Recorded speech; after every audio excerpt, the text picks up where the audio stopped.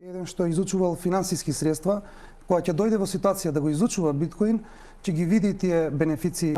Биткоин представува финансиско средство, представува имот, платежна валута, има многу бенефиции, има многу карактеристики што се посебни за биткоин.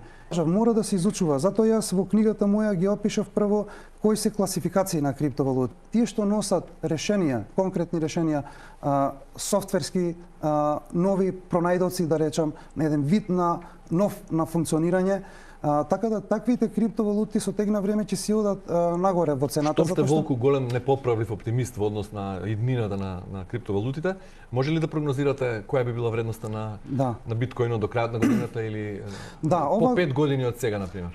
Оваа година биткоин ќе го сруши веќе преходниот рекорд од $70,000.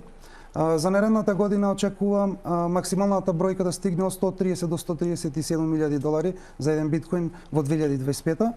Во наредните 5 години еден просек што го очекувам е некаде $500,000 за еден биткоин. Добро, значи ве држам за збор, ќе ве поканам во декември годинава да ги видиме вредностите на криптовалутите и во меѓувреме ќе очекуваме регулација на пазарот на оваа сфера и во Македонија. Јас им стојам на располагање да им помогнам за регулација.